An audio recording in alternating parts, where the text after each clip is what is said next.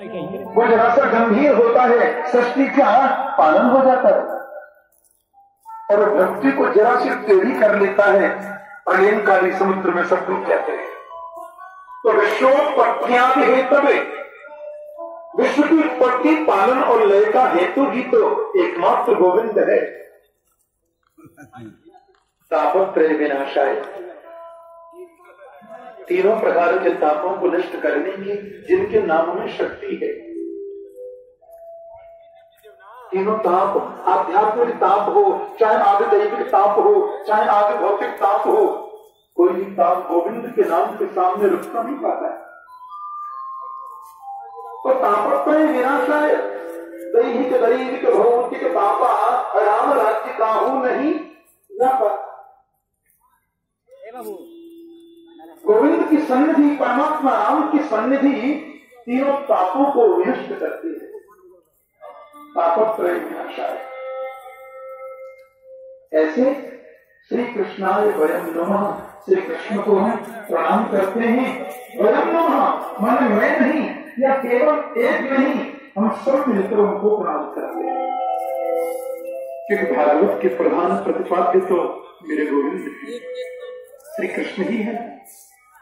इसलिए महात्मा के प्रथम श्लोक में श्री कृष्ण को वंदन किया गया।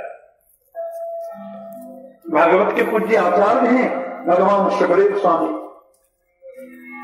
यं प्रव्रजन्तमनुपेतमपेत द्वैपायनो कातराजुहाव पुत्रेति तन्मयतया तरवोऽभिनेदो हम सर्वभूतहृदयं मुनिमानतोऽस्मि। द्वादश वर्षों तक जिन्होंने मातृगर्भ में वास किया, जो जन्म से ही सन्यासी है, मुंडन तो कराना पड़ता है जहां केश आ जाए। संस्कारों की जरूरत वहां होती है जहां संस्कारों का अभाव है। जो त्रिगुणातीत है, सत्व तीनों से परे है, वो जन्म सन्यासी है, जन्म से ही सन्यासी। 10 वर्षों तक मातृगर्भ में समाप्त लेकर के जिसने भागवत चिंतन किया और जन्म लेते ही जो संन्यास लेकर भक्तियों को स्थान कर रहा है, जन्म के तुरंत मात्र 16 वर्षीय प्रतीत हो रही है। श्याम वर्ग की जिनकी शांति है, बड़ा अद्भुत है।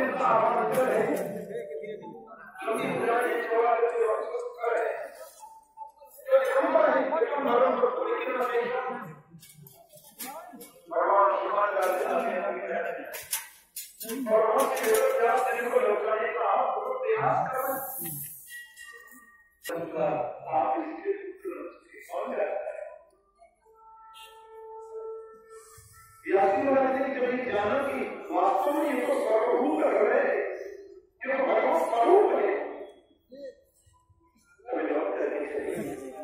हम सर्वभूत हृदयं हम मानवोऽस्मि, जैसे भगवान सुखदेव के चरणों में हम भागवत प्रणाम करते हैं,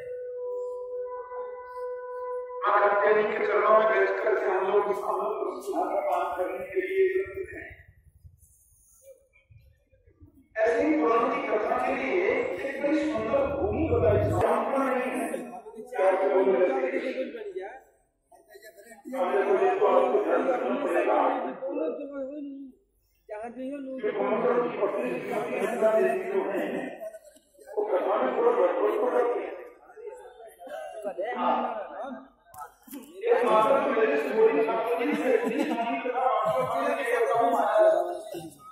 मैंने कहा क्या अच्छा लगता है आपको कथा में?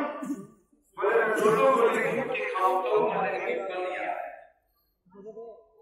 कथा को व्यक्ति माने ऐसी चोखी का। मैंने कहा किसी काम में बोलने मुझे पास तो किया आता है, वो जरूर आती है। हाँ से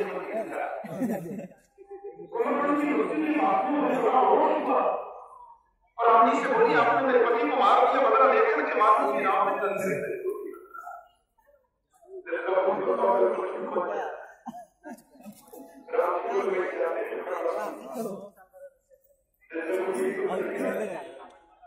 जहां भी कथा हो रही है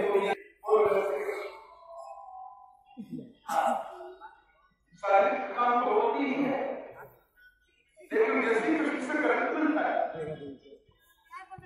अब उस शौनकर के ऋषियों ने आदरणीय सूत जी को देखा, सब खड़े हो गए, पढ़ाई को कर दिया। अब देखो उनको प्रणाम कर रहे हो, प्रणाम कर रहे दोनों लोगों के सामने मुझे बहुत शर्म आती है, कौन लगता है आपको महान मनीषी है, सबको कोई घर में बड़े होते हैं, कोई आयु में बड़े होते हैं, कोई धन में भी बड़े होते हैं, लेकिन ये शरीर ज्ञान ज्ञान में जो बड़ा होता है ना, वो सबसे आदरणीय और सबके लिए पूजनीय होता है। शौनक ऋषियों ने बिल्कुल निष्पक्ष भाव से अपने मन की बात शुद्ध से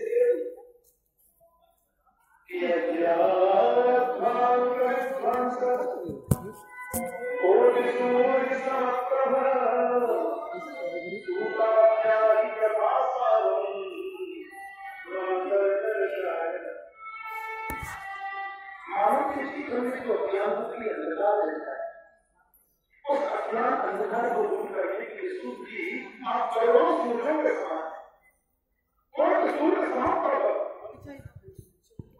इसलिए आज आपसे निवेदन है, ऐसी कोई घटना हमें बताओ जो कामों के द्वारा अमृत रस का काम करे। हम केवल बताएं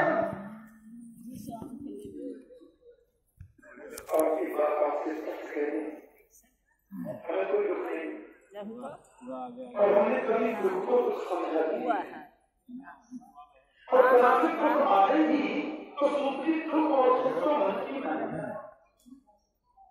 जिसको हमने मान लिया वो सुख है और जिसको मान लिया वही दुख है। वास्तव में तो सुख भी कुछ नहीं होता और दुख भी कुछ नहीं होता। लेकिन जब संसार के लगते हैं तो देखते हैं वो सुख पर ही सुख मान करके रहते हैं और दुख को सुख मान कर उसमें दुख देखती है। देखिए जी, इसलिए हम कृपा करना चाहते हैं जो कथा सुने हम और दुख दूर हो जाए संसार से, ऐसी कथा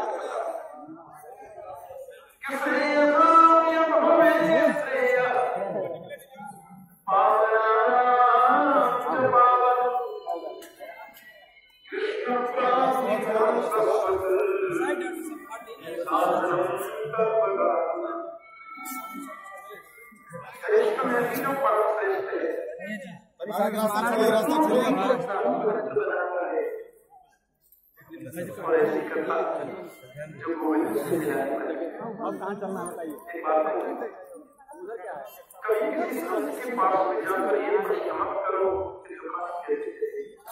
गाँव ले जाएगा, किसी भी महापुरुष के पास में जाकर ये प्रश्न मत करो फैक्ट्री में भटक कैसे होगी।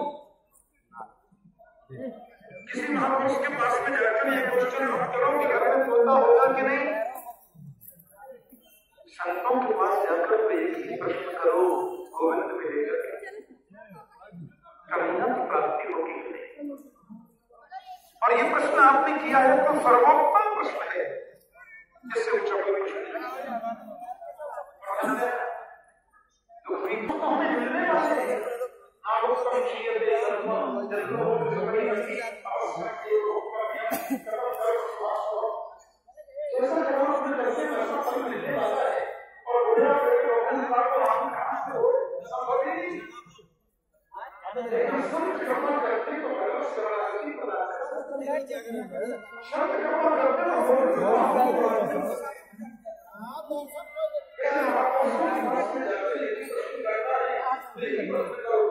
प्राप्ति